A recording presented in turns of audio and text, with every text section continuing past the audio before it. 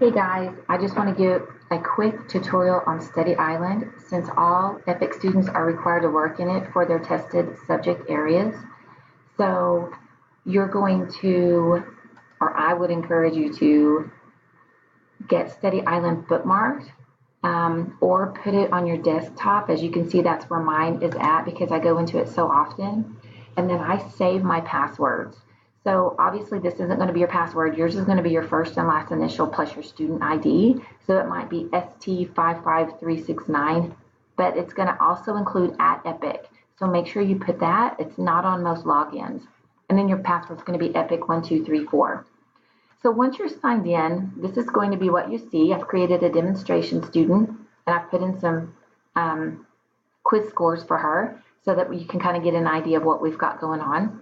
This is going to be your home screen. And to be honest with you, you're not really going to work from this area much at all.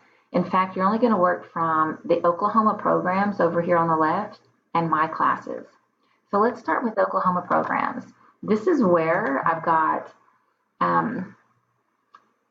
her set up in 5th grade, and this is the ELA, and at the top you can choose. So in 5th grade, I can click down my subject.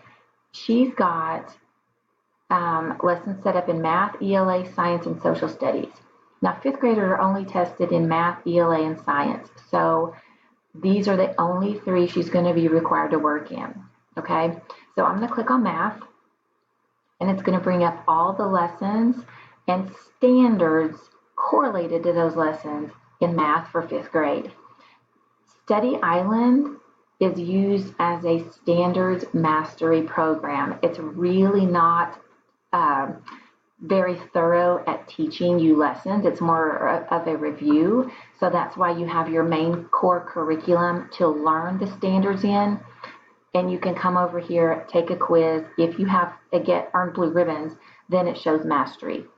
So let's say, for example, this 5th grader was in an EPIC Live class and the teacher did a lesson on estimate quotients.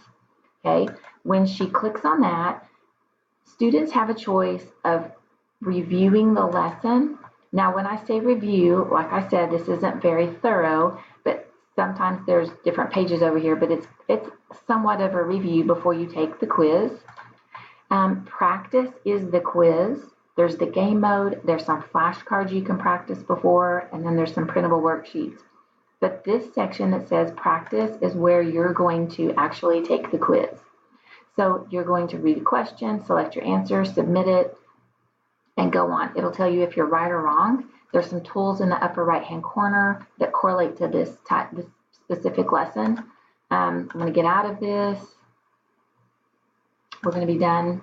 Okay, so I stopped in the middle of it, so I can pick that back up later if I need to. Maybe I get part of the way through it and realize I really don't know this. I need to go back and do a little bit better review or learn the topic a little better. Just know that you do have the review on here. That's the lesson. And then continue. That is bringing it up different because I started it. But if you've got the lesson, not all of them have the interactive flashcards. So when you click it, you look at your options. Just know that lesson is where it's going to give a little bit of a review. Practice is the actual quiz. Okay. The goal is blue ribbons. Blue ribbons show that you mastered the subject.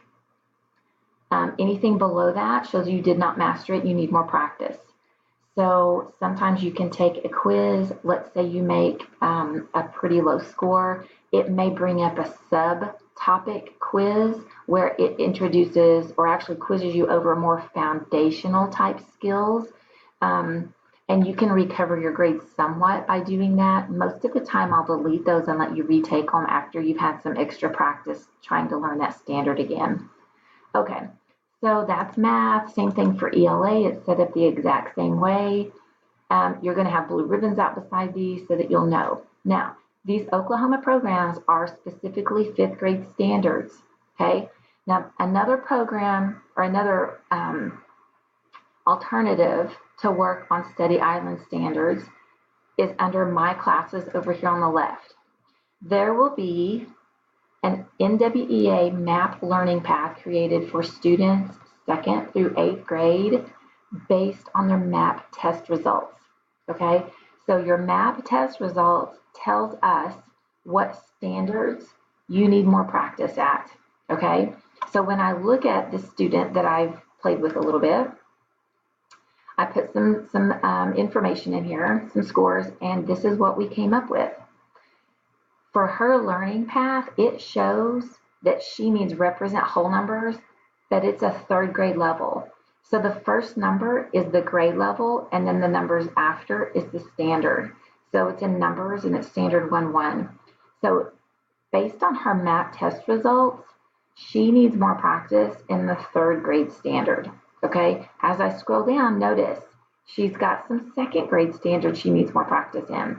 So this is an area where we are trying to go back and build those foundational skills so that she can be successful in her Oklahoma program's fifth grade standards.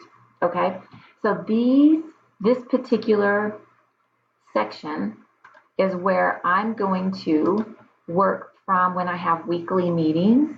I'm going to present some of these standards to my students. I can also help students individually if I need to, but this is where we're trying to go back and help build some of those skills that were missed, or maybe they have a gap in that we need to fill so that they can be successful for how they're going to be tested. Because they might be on the third grade level in math, but that fifth grade test is going to be over fifth grade standards, and our job is to try to get them there the best we can. And this learning path identifies those specific standards that we need to work on to build them up to that. So that's the goal. We're going to be primarily working in Oklahoma programs and under my classes NWEA learning path. Now notice that there's some other boxes in here. My name will be in your my class section, and that's if I need to assign specific assignments or lessons to you. So you'll just view assignments if I create any. You may see homework help. Oklahoma Academic Standards Boosters will take care of those when it's closer to testing. You may or may not be assigned to boosters depending on how your scores are on these benchmarks. And we'll take another one in January, the MAP test benchmarks, and that will let you know, it'll update your learning path. And then if we need to assign any homework help boosters. So these are where you actually go into the homework help tutors and they help you with individual lessons in Study Island that are not part of your learning path, not part of fifth grade programs. These are separate assignments that they can help you with to build on your skills. So you will not worry about those at all. I will let you know what I need you to work on. You're not going to see anything here that says NWEA learning path until probably mid to late October. So for now, the beginning of the year, you're going to work in your Oklahoma programs.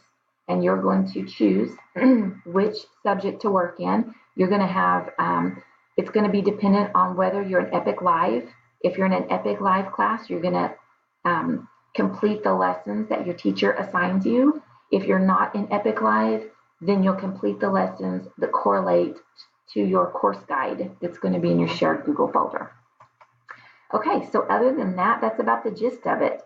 If you have any questions, you can call or text me and let me know what you think, or if you have any questions or whatever.